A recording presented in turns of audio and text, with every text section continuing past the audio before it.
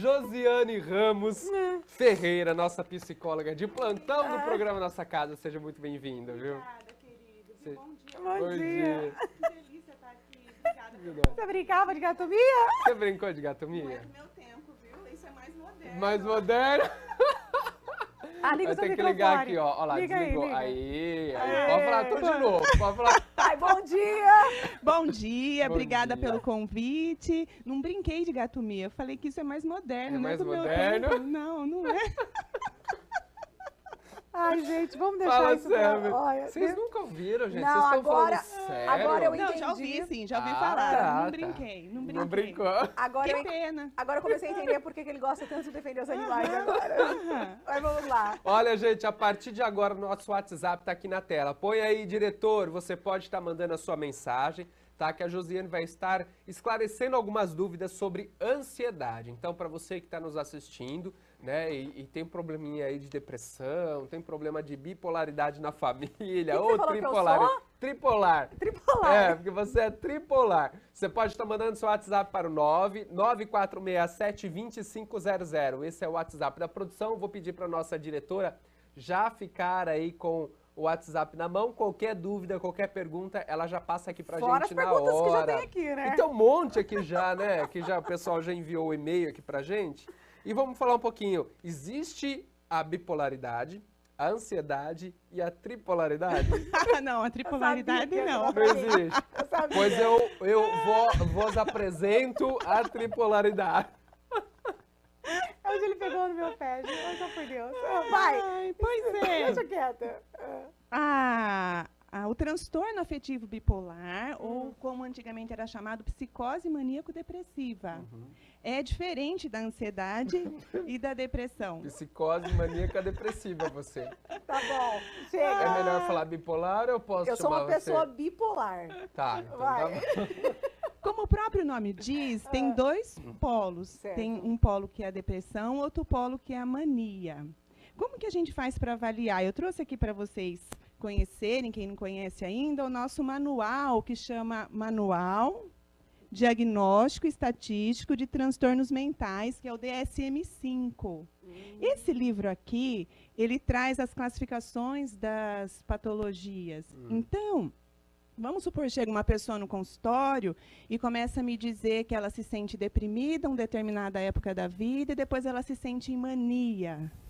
Esse manual, como também a CID-10, que é a Classificação Internacional das Doenças, nos traz aqui vários itens que a gente tem como um direcionamento para avaliar se a pessoa está nesse quadro ou não. Que nem, por exemplo, o transtorno de pânico é uma outra coisa, a depressão sozinha é uma outra coisa, são doenças unipolares. Então, a pessoa só tem depressão, só tem o pânico ou só tem ansiedade.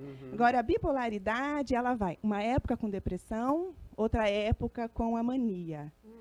E aí ela transita. Então, determinada época, ela está muito contente, muito eufórica, mas não é um contente assim, igual quem já teve filho, que é uma alegria enorme. Enorme. Não é uma alegria de quem já ganhou na Mega Sena, que não é o meu caso, mas imagino quem ganha uma Pode alegria. imaginar, né, Priscila? Eu nem sei, viu? Mas não é essa alegria. Mas eu fiquei sabendo que uma pessoa com angústia, uma pessoa com depressão, se ela ganhar na Mega Sena hoje, ela não fica feliz, não ficaria feliz. É uma das coisas que não diz que não é uma alegria verdadeira. É, né? porque é de fora para dentro. A pessoa tem que estar feliz de dentro para Pra fora. Correto. Mas quando a pessoa está na bipolaridade, vamos pensar, quando ela está na fase dela de mania, Certo. ela fica numa alegria, numa euforia, numa estação acima do que é aceitável no normal.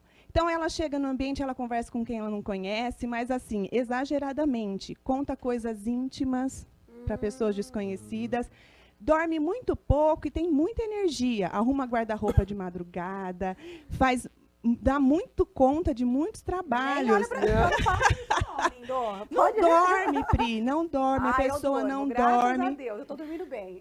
Se ela fica por uns 7 dias nessa mania, sem dormir, e assim, dirige muito rápido, são pessoas assim extremamente Não agitadas, tem paciência pra nada. que não tem paciência, e pode ter também, na fase que ela está em mania, uma coisa muito importante, ela sair um pouco da realidade.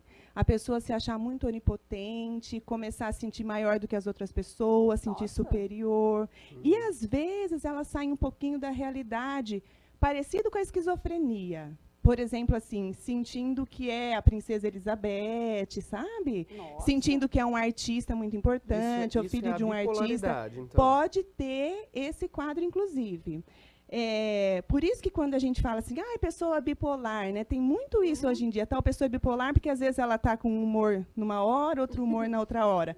Né? Às vezes ela muda de humor porque tem alguma instabilidade, né? Ou porque é muito impulsiva, ou muito reativa. Tem que ver direitinho se ela é bipolar, porque se ela tiver no quadro da mania, ela tem que apresentar todos esses sintomas. E você sabe que é engraçado? Que você começou a falar agora, eu comecei a associar, não é você, viu? É uma amiga minha, tá? Fica tranquila. Por favor. Ela teve, ela justamente essa pessoa, ela acaba precisando de medicamento, de álcool para poder se alegrar.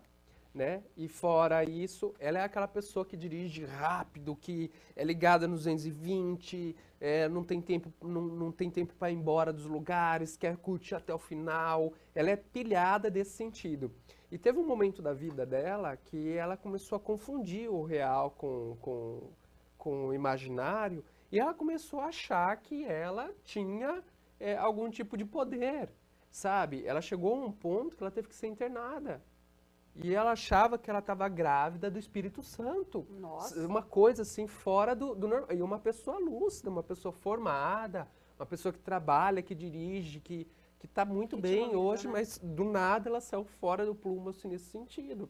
E ela é uma pessoa que ela tem essa questão de sempre se achar, e ela é muito culta, ela é uma pessoa super inteligente, mas ela se acha, ela tem esse desnivelamento, sabe? Mas a pessoa, por exemplo, assim, ela acha que estava grávida do Espírito Santo, mas não é que ela acha, né? A verdade, a palavra é que ela tem certeza. Ela tinha certeza. A pessoa, ela fala, não, eu sou Jesus Cristo, eu sou o Superman, ela achou eu sou que a ela rainha. era uma pessoa santa, assim. Isso, é uma coisa impressionante. Isso, e ela tem, assim, uma convicção daquilo. Tanto se alguém chegar e falar que não, ela não vai conceber, Exatamente. porque ela está transitando por essas. São alucinações, são estar fora da realidade. Isso, e não é que a pessoa é doida, né? Como as pessoas falam, tal. Não é, porque então, você vê, ela ficou 20 dias, 30 dias ali dentro, né? Em tratamento e tal, voltou normal. Tipo, a ficha caiu e foi um momento, assim, de descontrole total. É isso que eu queria saber. Como é que pode uma pessoa que é sã, lúcida, de repente acontecer isso, assim, do nada, esse deslocamento, assim? Por que acontece? Né? Então, a ciência explica que uma quantidade é genética, geralmente tem alguém na família que tem algum problema nessa ordem, pode ser esquizofrenia ou transtorno bipolar mesmo, ou alguma mania, algo nesse sentido. E depois tem muito a questão do ambiente. Não só se a pessoa passou por um trauma, isso também, mas como ela foi cuidada desde o nascimento, como ela foi gerada, como foi o parto, como ela foi cuidada nos primeiros meses de vida, especialmente. Porque esse tipo de transtorno, agora falando na abordagem minicotiana, que é da psicanálise, que é uma leitura que eles fazem para esse tipo de transtorno, são problemas que a pessoa teve bem no comecinho da vida, quando muito bebê. Exemplo, assim, a grosso modo, o bebê está com cólica, a mãe vem e pinga remédio no ouvido. Sim. O bebê está querendo trocar fraldinha, porque está com cocô e a criança chora, a mãe vem dar de mamar. Sabe quando tem muitos desencontros? Ou o bebê chora, a mãe demora a chegar, ou a mãe abandona, ou o bebê fica muito tempo assim,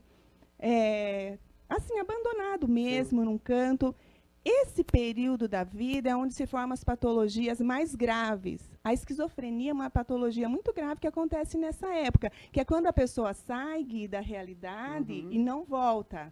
Ela pode tomar medicação, mas quando você encontra com ela, que nem eu vi esses dias no YouTube, um moço chamado Wagner, está divulgado lá, ele acha que a alma do Renato Russo vai reencarnar numa mulher e ele vai namorar com essa pessoa. Nossa. E ele estava em crise porque ele tem uma namorada, ele é esquizofrênico. Um programa muito interessante do Rafinho Bastos que ele fez, e daí o que acontece? Ele tem sempre essa dúvida, ele está medicado, ele tem uma vida até que normal, namora uma outra esquizofrênica também, só que não volta, ele fica ainda com a dúvida. Ele acha que ele é o super-homem. No transtorno bipolar, quando a pessoa está na mania, a diferença é que ela volta. Ou seja, a gente pode entender que no comecinho da vida, a precariedade, o que aconteceu de ruim, não foi tão grave como na esquizofrenia, que daí a pessoa não volta mais. Aí, no comecinho da formação da mente, a pessoa já fica deteriorada, né? Tudo isso pode ser equilibrado com medicação, com terapia, mas a esquizofrenia, a pessoa não tende a voltar. Ela sempre tem uma dúvida de quem ela é. Com a terapia, a gente vai tentando melhorar muito, mas tem a tendência de tomar medicação o resto da vida, porque é considerado crônico. No bipolar, ele pode voltar no equilíbrio, né? Ele pode tomar estabilizador de humor, e daí voltando, inclusive não tendo mais essas nuances de depressão e a mania. Que coisa, né, gente? Nossa. É uma coisa... E começaram a chegar as perguntas. Tem uma pergunta aqui que a mãe fez uma pergunta, que ela tem um filho. A ansiedade e a angústia são sintomas diferentes, doutora? É um pouquinho diferente. A angústia ela é mais profunda. A pessoa ela sente um vazio, um sem lugar, não consegue ficar em canto algum. Ela não se encontra. A ansiedade, a pessoa tem mais alguns sintomas físicos. Boca seca, taquicardia, falta de ar. Mas a ansiedade ela tende a fazer o ciclo e passar. A angústia ela tende a ser mais permanente. Em algumas teorias, elas aparecem como juntas, mas eu vejo na clínica que é diferente. Tem gente que tem ansiedade, mas não tem essa angústia profunda.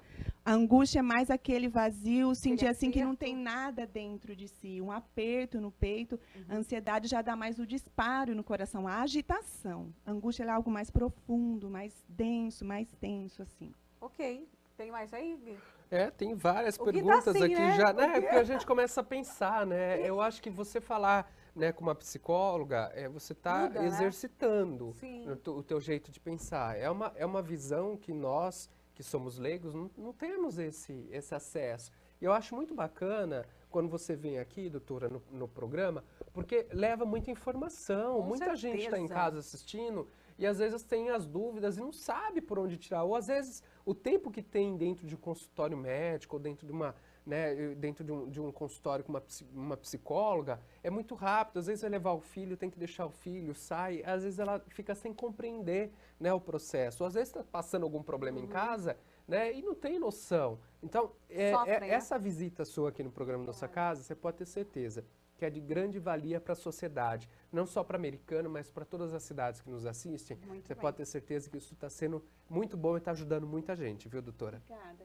Bom, vamos lá agora a outra pergunta, né? A ansiedade, ela tem cura?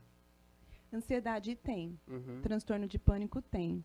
É lógico que a pessoa tem que ser medicada às vezes e também acompanhar com a psicoterapia. As duas coisas juntas, mas tem cura. O prognóstico é ótimo para a ansiedade, mas tem que cuidar, né? Tem que cuidar, né? Não é qualquer pessoa de qualquer jeito. Não, né? E não é só assim, falar, vou mudar meu jeito e falar, a partir de hoje vou mudar, porque não é assim. É uma coisa muito mais profunda, né? Tem que tratar. Agora, eu não entendo muito, mas pelo que me parece que as mulheres, elas sofrem mais de ansiedade do que os homens, né? Então, tem um dado que é porque os homens ainda têm uma tendência de não demonstrar tantos sentimentos, e as mulheres demonstram mais, mas que no fundo eles também sofrem, só que eles não procuram tanto, não demonstram tanto. Vem melhorando isso, que eu lembro que no começo, quando eu comecei a atender há 20 anos, eu atendia mais mulher, hoje eu atendo bastante homem. Está melhorando a porcentagem de homem que procura. Mas legal. Um dado científico até é de que os homens tendem a não manifestar, não se expor tanto, ansiedade. né? Eles sentem também, mas não se expõem. A mulher já é mais livre para dizer que está ansiosa e falar dos sentimentos, né? Ó, eu tenho uma pergunta aqui, mas eu tenho mais uma que eu acho que é mais interessante devido ao tempo, por causa da mamãe que está em casa. Como a ansiedade se manifesta nas crianças e quais as principais causas, doutora?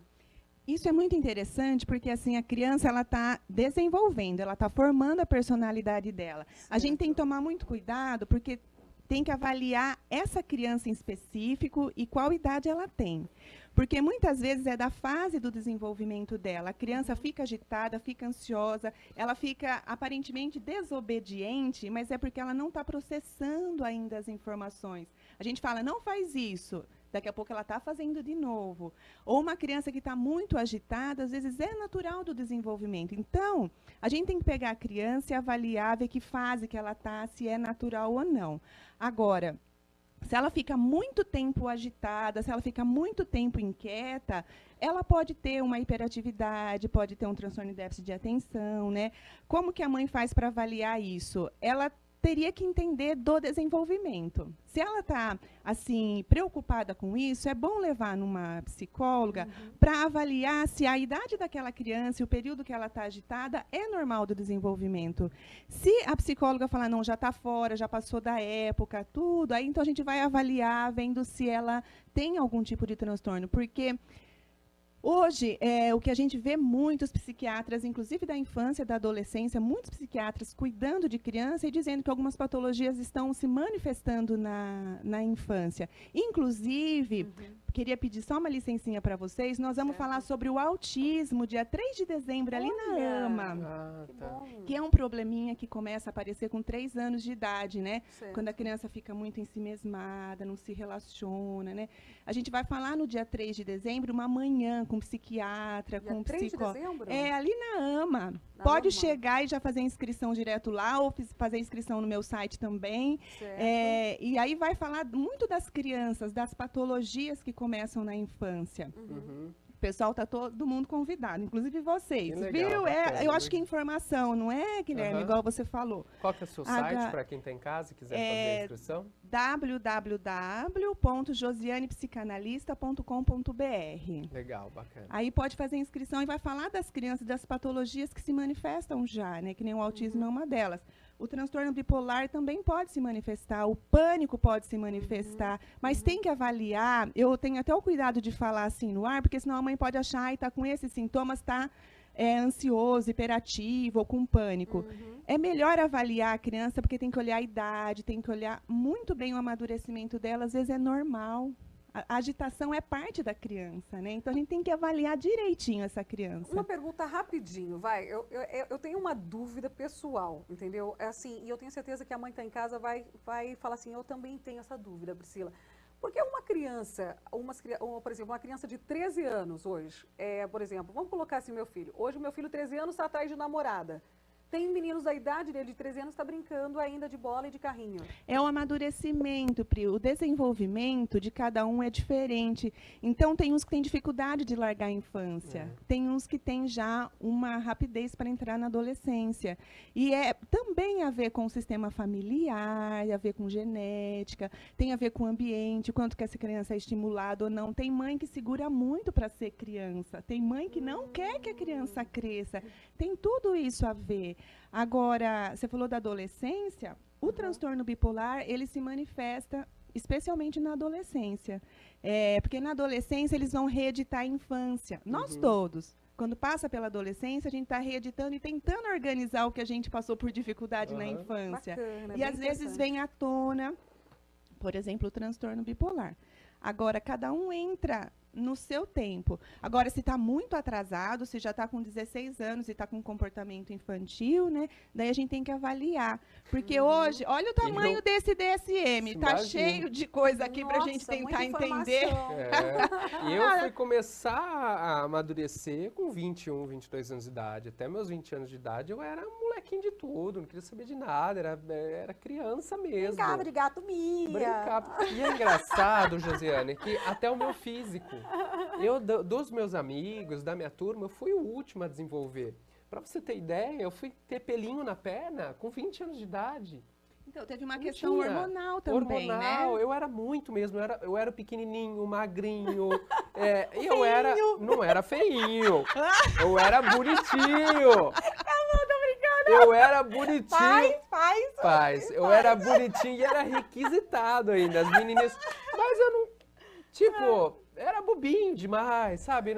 Inocente, meu negócio era brincar, A mãe cuidou demais. Minha mãe não cuidava tanto. Minha mãe sempre foi muito atenciosa, mas eu fui criado solto, eu entrava e saía, não tinha hora para voltar de casa, eu ficava o dia inteiro pra rua, não tinha. Eu fui criado na rua, eu não fui menino de videogame, não. A minha infância foi na rua, soltando pipa, andando de cavalo, era isso que eu fazia o dia inteiro. mas eu só fui desenvolver assim mesmo, amadurecer com 20, 21 anos de idade. Então, não, mas o amadurecimento ele vai chegando. Mas, por exemplo, você não brincava de carrinho mais, né? Nessa idade, Não, né? mas eu era muito mesmo criança, sabe? De rua, aquela coisa. Eu acho tudo bem que hoje a nossa juventude, ela tá sendo um pouco mais rápida do que antigamente. Antigamente a gente curtia mais a nossa infância, não é mesmo? Curtia. Hoje as crianças acabam ficando mais presas, mais ligadas à informação, a computador, e isso acaba estimulando o crescimento. Até a menstruação é mais cedo nas meninas, né? Isso mudou. Mudou. Mas vou fazer 36 anos agora em janeiro.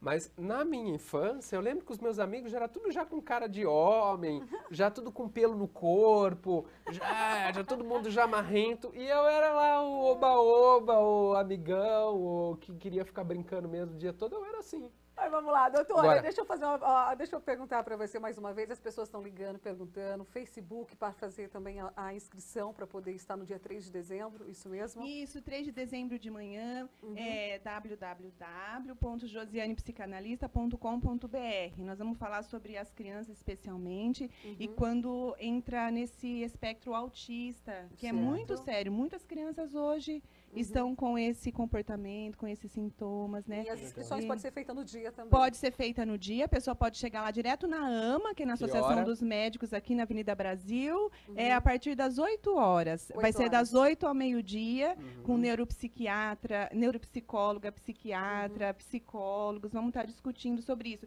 E quando a gente fala da criança, dá pra gente ter uma ideia do comportamento infantil, do amadurecimento. Então, quem tiver interesse é muito bem-vindo. Legal. Agora, pra gente finalizar o nosso bate-papo, a gente falou sobre ansiedade, falou sobre transtorno bipolar. Agora, então, de forma sucinta, eu vou pedir para você especificar, então, o que é o transtorno bipolar. A pessoa tem que ter uns 7 dias, mais ou menos, de mania, dessa agitação, né? Ela começa a fazer uma coisa, já faz outra, já faz outra, já faz outra. E ela tem que ter, depois, umas 2 semanas, mais ou menos, de uma depressão terrível. Daquela energia, ela dá uma queda e daí ela não quer sair da cama, ela fica triste, ela fica sem motivação, sem energia e às vezes até pensando em se matar.